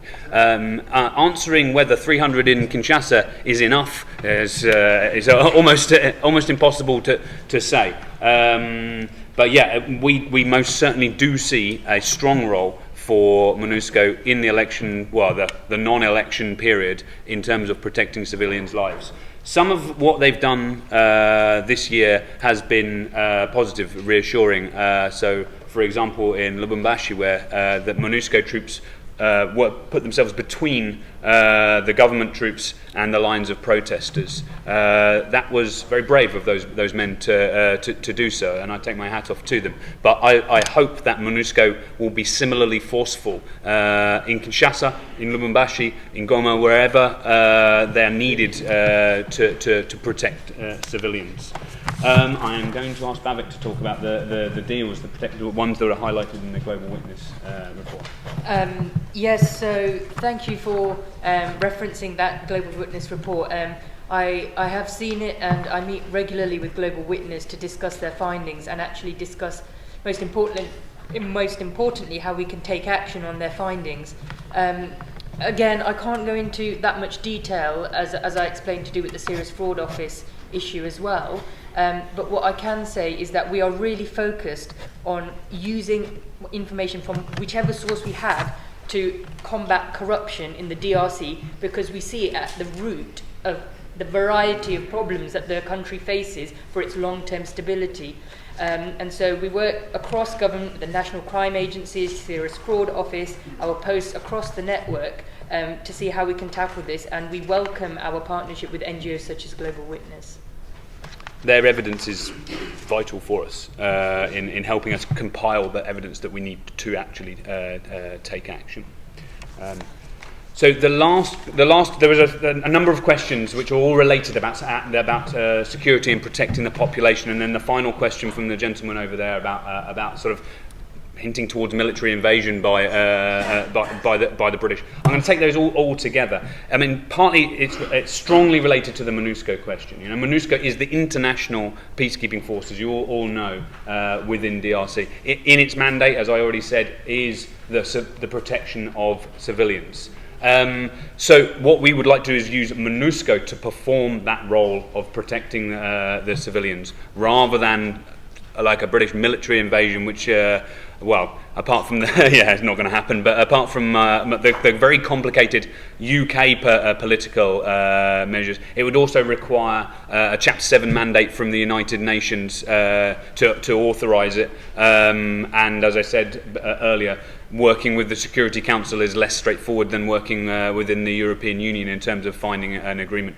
We won't receive that Chapter 7 mandate, even if we could generate the political and practical will here to deliver that force. So I'm sorry it's a disappointing answer, but it is extremely unlikely. But what we have got is 20,000 MONUSCO troops already in DRC. Now, a lot of them are most of them are in the east, of course, which is perhaps not where they will be needed most in this period. And that turns me to talk to whoever you need to talk to. We are having those discussions, I assure you, both in New York and in DRC, whether that's at headquarters in Goma or in Kinshasa, where the political team are working to support them, so that they're not finding it easy.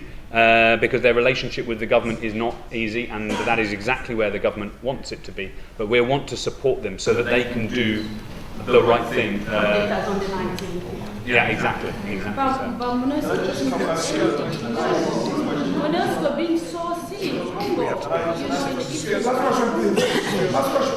Please. I'm sorry, we have to be out. No, I'm sorry, I'm the chairman. We have to be. No, we have to be out at 6 o'clock. I am responsible for this room. We have to be out at 6 o'clock. You know, Kabila killed the Congolese people, 12 million people, and the 4 million women raped all the time, and no electricity, no go to school, no food. Kabila is a killer. Why not let Kabila put him to CPN? Okay, thank you. We heard you. Thank you.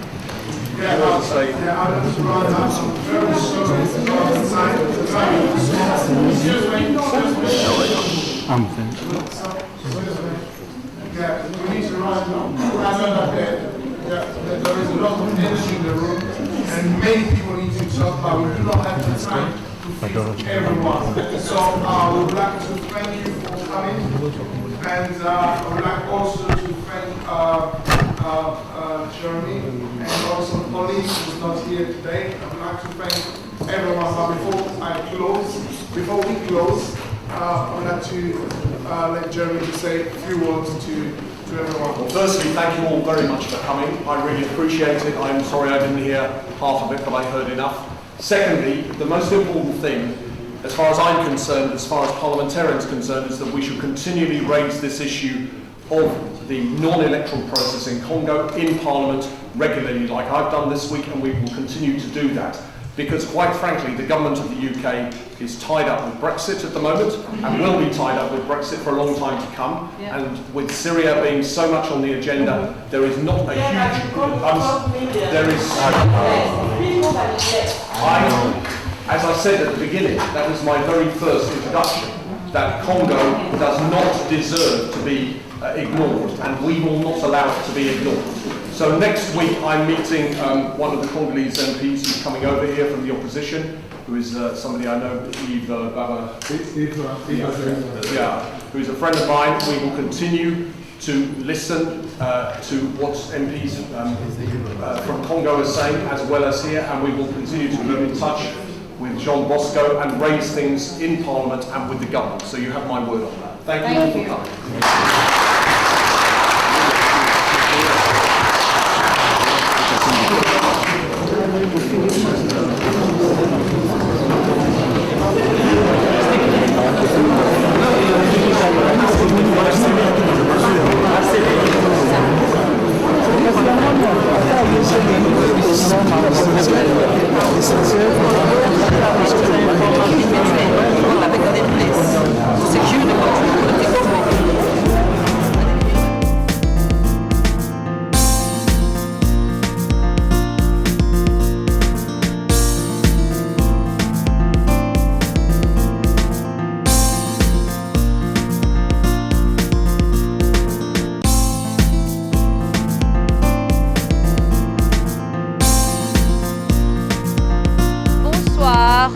Nanou Tavares Solito, Africa54.tv. Nous nous retrouvons encore devant le Westminster, là où il y a le Parlement britannique. Je suis avec un des invités ce soir. Bonsoir Papa Tade. Bonsoir. On me demande de vous interviewer surtout en Lingala, okay, par rapport à ce qui vient de se dire au Parlement. Okay. Pour na batunyoso na mboka ba comprendre exactement ce qui se dit. Pour na insécurité, okay, pour batu bazana pasi. Ce qui va se passer après le 19 décembre. Okay. Bon, après le 19 décembre, nous avons un impasse. C'est-à-dire que le président Oyo, jusque-là, Azalaki Nabokonzi, a repère de pouvoir. Okay. Nous avons un impasse. C'est pour ça que la communauté internationale, dans une grande partie, il y a des leaders politiques, il y a Congo, Bazo Senga, que dialogue inclusif et salama avant le 19 décembre pour que tu trouves une solution Nana Konza Congo après le 19 décembre. Ok. Toyoki Pe Balobi Bazali, il y a un régime spécial qui va être après le 19 décembre par rapport à la constitution Nabiso. Toyobi que régime spécial Wana normalement ils ont violé la loi constitutionnelle Nabiso Yamboka. Olobini par rapport à ça. Bon. La réalité est que après le 19 décembre, ce que l'on commence salamité, il y aura un vide. Oui. Alors, régime Nyoso, où est salama après le 19 décembre, et vous la spéciale. Oui. Et la qui cité que Batu Oyo Bazolo Bela régime spécial, Bazolo Bake et Salama Bongo. Mais Bazolo Bango tout simplement parce que Bazolo constaté que après le 19 décembre, personne n'a prévu transition pacifique à pouvoir. Ouais. Maintenant, sur la constitution d'Abisso, il faut que ceux qui poste il y a président est comme vacant, normalement, président et à Sénat, il faut Azoua Bokondi. Oui. Alanda, à ça la période transitoire. Qui est M. Kengo. Oui. Voilà, M. Kengo. Mais il se pose aussi un autre problème. Bah, sénateur, bah, perda déjà mandat dans Bango. D'accord. Donc, Bango Mokopé, bah, c'est un régime spécial. Donc, on n'a pas organisé des élections comme on devait le faire. Ouais. Si le président, on a, il y a Sénat, la question qui doit se poser, est-ce que Azo peut jouir de la légitimité du peuple? Voilà. C'est aussi une autre question qu'on doit se poser. Alors, donc, pour le moment, je crois que le problème il n'est pas seulement juridique. Le problème n'est pas seulement juridique, mais ça aussi politique. Donc, on doit constater vacances, il y a pouvoir, na Kibokonzi, mais au même moment, quelle est la solution? Et je crois que c'est là que la politique cherche à jouer son jeu. Voilà. Papa Tadenebi, qu'on a sommé à Angola, ils sont en train de parler par rapport à la population, le résultat pour la population à Congo, base à la paix. Qu'est-ce que tu penses qui va sortir vraiment de ce sommet-là? En tout cas, rencontre à Luanda, ils ont rassuré Ngaïté. D'abord parce que acteurs qui se retrouvés dans Luanda, pour la plupart, des dictateurs. Alors, est-ce que les dictateurs na Bakolinga va pousser Mouninga na bango à obéir à la constitution na mboka na bango? Je ne pense pas. Donc, ils ont rassuré Ngaïté. Donc, espoir na biso, ils ont plus na population na biso moko, parce que après tout, biso moko toza les premiers responsables il y a destiné à biso. Mboka wana eza mboka na biso. Donc, c'est nous-mêmes qui devrions nous déterminer par rapport à makambo eko salama. Mututu oya akoya ka ko ajouter au biso to sengi et salama. So to lobito zela. Conférence à Luanda ou bien États-Unis ou Grande-Bretagne ezwa leadership ya destiné na biso moko eko simbate. Donc biso moko toza na devoir constitution biso devoir et ça beaucoup de droité et ça devoir que chaque fois ce qui mutu alobi azwa ki bokonzi na makasi il faut télémer la constitution na esengi biso et pesi biso devoir que to salango. Donc l'article 64 est clair par rapport à ça. Donc de passer le 19 décembre, président Kabila a sous droit mon côté à diriger Mboka na. Il faut trouver solution par rapport à makambo ko salam après le 19 décembre. D'accord. Merci beaucoup. Merci. Bonne soirée. Merci. Nous sommes toujours au Parlement, toujours à Westminster, au Parlement britannique. Je suis avec moi, avec une autre invitée. Vous pouvez vous présenter, s'il vous plaît? Mon nom est Bénédicte Kumbi Djoko. Bénédicte, vous avez évidemment assisté au débat qui s'est déroulé au Westminster. Quelles sont vos impressions? Disons que venant de Suisse, puisque j'étais intéressée de voir ce que le gouvernement anglais avait à dire par rapport à la situation du Congo. Et je n'ai pas été très étonnée, c'est-à-dire que c'est toujours la même langue de bois qui est à l'œuvre. Des Congolais, je suis désolée de le dire, mais qui quelque part demandent des interventions alors qu'il me semble quand même nécessaire d'indexer la Grande-Bretagne puisqu'elle est partie prenante dans ce conflit. Donc pour moi, c'était mi-figue, mi-raisin cette rencontre. Ouais, tout à fait. Ouais. Je comprends et on a posé beaucoup de questions évidemment par rapport à la sécurité de la population, notamment le 19 décembre. Vous avez entendu le MP, ce qu'il a répondu par rapport à ça. Il n'était pas très certain de savoir exactement ce qui allait se passer, vu que la population sera dehors, parce qu'ils sont décidés, il n'y a plus marche arrière. Qu'est-ce que vous dites de tout cela? Disons que ce qui m'a paru quand même très dérangeant, c'est le fait qu'il parle de prévention par rapport à la question congolaise. C'est-à-dire qu'il faut absolument faire un dialogue inclusif pour pouvoir prévenir justement ce que la population pourrait subir au cas où elle sortait dans la rue le 19. Ouais.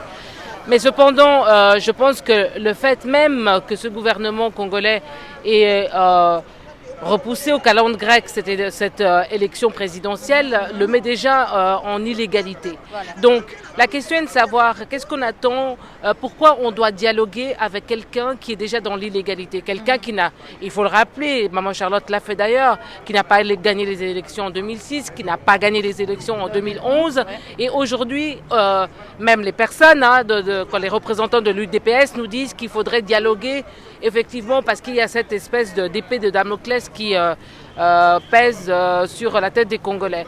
Or, je pense qu'il y a des précédents qui sont là par rapport à l'Occident. Quand il a fallu enlever Manuel Noriega, on l'a fait. Quand on a dû enlever Charles Taylor, on l'a fait. Pour aller assassiner Muammar Kadhafi, on l'a fait. Donc, et aujourd'hui, on parle en fait du Rwanda pour pouvoir justifier l'intervention syrienne en disant qu'on n'est pas intervenu au Rwanda pour pouvoir intervenir en Syrie. Donc la question est de savoir combien de Congolais doivent encore mourir. On a plus de 12 millions pour que ce gouvernement anglais prenne la mesure des choses. Mais en même temps, moi je pense que vraiment ce n'est pas aux Anglais de défendre le Congo, c'est aux Congolais de le faire. Absolument. Et les Congolais doivent bien comprendre justement que l'Angleterre est partie prenante dans ce conflit et il doit être considéré comme un adversaire. Point à la ligne, quoi. Absolument. Merci beaucoup. Je vous en Bonne prie. soirée. Merci. Bonjour monsieur. Bonjour. Tokutani susu awa na parlement pona débat toyaki nango pona ya mboka na biso Congo. Soki okoki ko se présenter pona Africa 54.tv balanda yo. En tout cas, merci pour l'opportunité et puis la chance en fait. Comme on a Ernest Likio, dans les Congolais tout court la colo. Voilà. Mais mingi batu belinga dans une idéologie ngwandiste. J'aime beaucoup ce discours là, c'est un discours qui m'a fait pendant dans le long télé manata la pona mboka en fait. Mais le Congo c'est tout parce que dans discours ngwanda na ni nyoto télé ma pona mboka. Dans les Congolais, j'aime le Congo. Nous avons besoin un jour de ba Congolais ba télémi. Il y a un appel à téléma. Ok, par rapport à débat outi kozwalelo na batu ya gouvernement britannique, est-ce que bobimi de là-bas avec satisfaction ou bien boza na ba doute ou bien ndengeni? Comment on peut expliquer ngo na batu bazo tala biso? Mais il y a un problème. Pour nous, le bilan, nous avons 4 penzate parce que ce qui est sûr, c'est que nous avons un ambassadeur, il y a ZBD, Nicolas Outioleka, et puis nous avons continué. Mais il y a un problème. Plan il y a des Anglais à Moko, il va maintenir le régime en place sur l'occupation pour l'intérêt. Entre deux pays, il n'y a que des intérêts qui règnent. Mais ce que pour moi, il va utiliser tout le monde, il va utiliser un opposition pro-Kabila. Et on dit que tout le monde est peuple. Gap entre peuple et riche est tellement makasi. Bitumbe raté pour tout comme ça peuple riche. Mais au moins gap c'est-à-dire moi ndako moi relié na kimia. Mais ko somba ba vie luxueuse wana ezala na ndenge mutu akoluka ye moko. Mais otozo zwa awa ezake ba intérêt ya ba anglais. Il faut la protéger. Jusque là mutu azo protéger ba intérêt na bango c'est le régime en place. Wana liboso parce que ambassadeur a biso boy alobi baza ko contribuer na éducation Congo 9 millions. Bazo futa 60 millions pour na MONUSCO. Pendant que MONUSCO a ota la peuple était, ba ma peuple ba violer MONUSCO azawana. Ba sala ngo pour na peuple était, ba intérêt na bango zo leka. Peuple na bolingo. Na yango nous appelons tous les Congolais pour comprendre que le blanc qui vit na Congo c'est pour les intérêts. C'est pour les intérêts. Mais moi ici, sur la télémina Malili, c'est pour na Okokobiksa, peuple congolais, tout est par contre, na tinda moi mouké pour la famille. Mais ndeko azana ici, on muto azana mbandaka, on a la comité. Ndeni na koyi koide ya on a télémara awa. Le blanc balingi peuple congolais, mais balingi ba intérêt à Congo. Na yango moi je dis au peuple congolais, ceux qui ba moni ba blanc et belé, be yangonde baza ba impérialiste. Bangonde bazali batoyo, bazola lisa Congo dans la situation bo po ba réussir. Na yango ce ba moni mundele azotelema na ba politicien belé c'est parce que ba politicien na ba père na bango ba support na bango za ba mindele le peuple wana antila support na ezanga ezayo eza batu oyoyo to mona pasi na ngona esa peuple congolais abanga mundele te biso tozali eza mabele na bango tonyokwa maka pona Congo mabele ezali pona peuple peuple wana atelema azala consigne ya leader moko te mais consigne il y a conscience na réalité au na Congo. Yango je fais un appel na ba Congolais nyoto base ya ba réaliste. Réaliste aza résistant. Aza muto amona makambo eza. Baza ba libéral to ba démocrate to bazala ka soft pona loi o ebimisika. Congo zo senga loi te zo senga bato na ba libérer ba bima. Voilà. Merci beaucoup. Merci. Bonsoir encore. Nous sommes encore à côté du représentant de les amis de Moïse Katumbi. Grande-Bretagne, Irlande du Sud. Voulez-vous vous présenter, monsieur, s'il vous plaît? Oui, je m'appelle monsieur Pamphile Widila. Je suis le président des Amis de Moïse Katumbi, Grande-Bretagne et Irlande du Sud. Un homme de Dieu aussi, pasteur, avec ses cols, vous voyez. Responsable de Midland for Christ, une mission internationale. Okay, nous nous retrouvons devant le Parlement britannique, évidemment, pour parler de la situation du Congo. Quelles étaient vos impressions par rapport à ce qui vient de se passer? Je suis tout à fait très ému. Et parce que le problème, c'est quoi? Il fallait que la diaspora congolaise vienne ici, parler aux parlementaires ce qui se passe au Congo. Parce que M. Kabila, pour lui, il s'en fout des Congolais. Parce qu'il a fait au moins 15 ans au Congo, comme quand il était soi-disant élu ou pas. Mais il a fait 15 ans au pouvoir. Maintenant, il veut encore rester. Et nous disons que non, on ne veut plus que Kabila reste. Pour nous, le mandat de Kabila est terminé. Le 19, il faudra mais qu'on finisse avec Kabila. Il faudra mais qu'il parte. Qu'il laisse maintenant des nouvelles personnes qui pourraient prendre la place pour diriger les Congo demain. C'est ça. Je comprends, j'ai vu le débat, c'était pas facile, il y a eu beaucoup d'émotions, beaucoup de gens qui sont très fâchés, qui en ont marre en fait du régime de Kabila. Et en tant que représentant des amis de Moïse Katumbi, qu'est-ce que vous pensez que si Moïse aujourd'hui devenait président de la République démocratique du Congo, qu'est-ce qui changerait? Que je salue en passant d'ailleurs. Ça, je pouvais vous dire, madame la journaliste, monsieur Moïse, en lui, il y a le développement.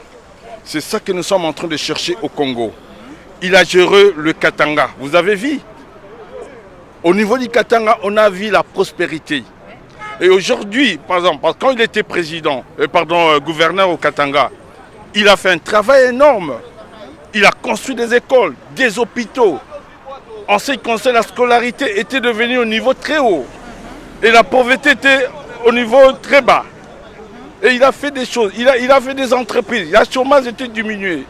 Mais si aujourd'hui on lui donne l'opportunité, devient un président de la République, devient au niveau de magistrature suprême, il fera des grandes choses, madame. Et en lui, il y aura beaucoup d'investisseurs qui vont venir au Congo. Pour investir au Congo, il y aura du travail. Et il y aura des choses qui vont changer au Congo. C'est pourquoi moi je suis derrière lui, parce que je vis en lui tout ce qu'il a fait. Et je dis que non, c'est une personne qu'on a besoin pour lui au Congo pour faire de grandes choses. Et avec lui, ce sera l'Europe en miniature, s'il vous plaît. Merci beaucoup, monsieur Pamphile. Bonne chance. Merci. Bonsoir, on est toujours encore au Parlement. Nous avons un autre membre des amis de Moïse Katumbi.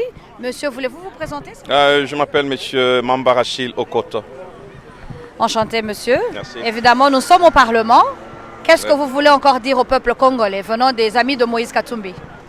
Ben, écoutez, c'est un combat. Nous continuons. Nous sommes venus ici au Parlement britannique pour une rencontre qui, à mon avis, était très très importante, puisque à ce niveau, nous sommes en train de tout faire pour sensibiliser la communauté internationale et les décideurs, des gens qui ont la décision dans ce qui peut être bien pour les Congo. Alors là, nous sommes en train de les informer de la réelle situation de notre pays. Donc, je suis content que nous, Congolais, aujourd'hui, nous soyons tous debout pour que la communauté internationale comprenne qu'il faut que quelque chose soit fait et que le 19 décembre, nous attendons tous la fin de ce régime Kabila et que nous puissions voir d'autres horizons, voilà, pour les Congo. Absolument. Nous savons, en tant que Congolais, peuple congolais, tous ensemble, que le 19 décembre, Kabila ne va quand même pas partir. Si Kabila reste jusqu'en 2018, que deviendrait Moïse Katumbi? Ben, écoutez, là c'est une très bonne question. Je vous dis que nous sommes dans un combat, je l'ai dit au début de mon interview. Je vous dis que le 19 décembre, nous allons demander au peuple congolais d'être dans la rue. Ben, écoutez, nous savons que Kabila a l'armée avec lui, mais dans cette armée, il y a des patriotes congolais qui seront avec les peuples et que ça sera le début de toute une période d'instabilité pour notre pays, nous le savons. Et c'est un prix fort que nous allons payer et nous sommes prêts à nous sacrifier jusqu'à... Écoutez, le sacrifice suprême, comme je l'ai dit là, et nous n'allons pas nous laisser faire. Donc, M. Kabila, qu'il pleuve ou qu'il neige, au 19 décembre 2016, il va quitter les pouvoirs. Cette fois-ci, il n'y a pas de chance, nous n'allons pas négocier. Merci beaucoup. Merci, madame. Bonne soirée, monsieur. Okay. Nous sommes toujours au Parlement. J'ai un autre invité à côté de moi. Voulez-vous vous présenter, monsieur? Je suis le secrétaire général de l'ARP. Mon nom est M. Mervin Kassavubu Ngimbi. Monsieur, je vous ai vu na moni yo na kati ya parlement wana otokaki makasi. Otelemaki penza. Oyaki kobunda penza pona bana Congo. Message nini ozanango pona bato ya Africa 54.tv bakotala yo. Message makasi ezali mosala toyo kosala oza ya pamba te. Po moto na moto azali sika oyo abotama.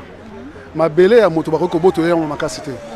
Mais ba oyo batiaku batira biso kuna topesaki bango tana bango ekokaki tolobi na bango bobima bozwa garantie na bino soki bokoyiba ba minere bokende mpona konta garantie na bino mais bobima bokende yango wana ekobisa ba minere awa ngonga ezali ekoki donc ngonga oyo ezali soki tokosila mokolo yango ya le 19 décembre ye moto wana batiaka akende atika biso moko na bandeko na biso tobongisa mboka na biso yanga message na pa banglais yango wana soki akokende te so tokobanda kobeta mabanga tokozongisela ye mabanga tokobomba te.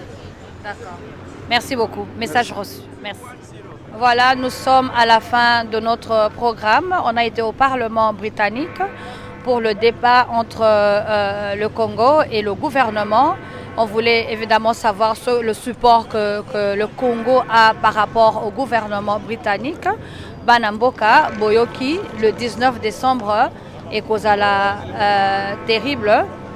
Bazoko senga nabino botelema po bobunda po na mboka nabino.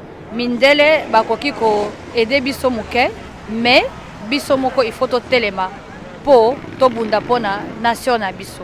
Africa 54.tv, c'était Nanou Tavares Olito. Merci. Bonne soirée.